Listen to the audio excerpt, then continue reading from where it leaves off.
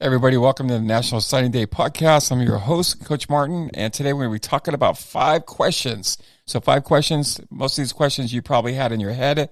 5 questions you're going to want to know the answers to. So as we get started, as we're jumping in November, every once in a while it's great to go through some of the questions, take a look at what we get. But these are some really, really good ones. We chose 5, and I kind of want to go through these with you. So we're going to go first, question number 1.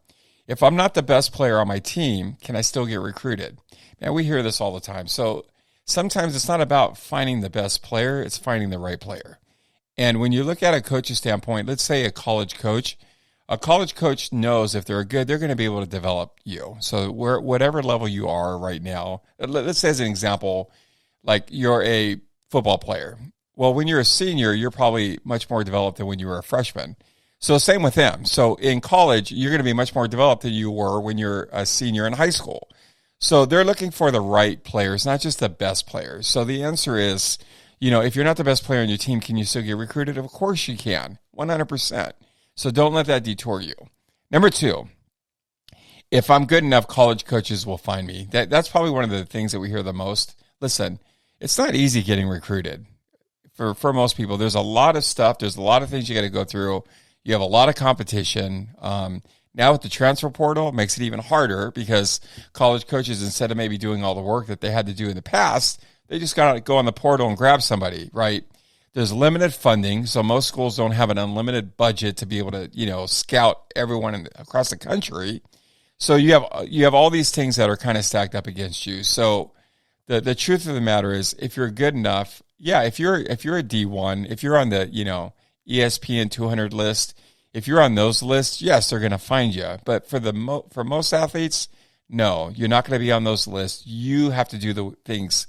You got to do the work that it's going to take to get recruited. So it's going to take effort on your end. So let's go to question number 3. If I get recruited, then that means I'm covered for 4 years. So this is a huge misconception. So scholarships are only for a year, right? So it's not like, hey, I got a 4-year scholarship. No, you did not. You got a scholarship for 1 year. Now, it'll be renewed, and it can be renewed for all 4 years, but it's one at a time. So if you get a scholarship and you just are not a fit, you stop doing the work, you have a bad attitude, right?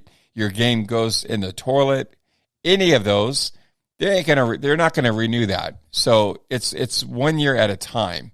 So scholarships for 1 year. Number 4, I should wait till my senior year and start reaching out. So this is a really good question, and I would say you're going to get a lot of opinions on this. I'm going to say no. You don't want to wait till your senior year to get recruited. You're going to want to start instantly. I would even tell people start when you're a freshman. Now it's a little different. You're probably not going to get recruited as a freshman, so don't look to get recruited as a freshman. Look to start making the contact and building the relationships with the particular coaches, right, when you're earlier. That way, when you are a senior and you're reaching out to them, it's not for the first time. You've already dealt with them for a couple years, right? So that's number 4.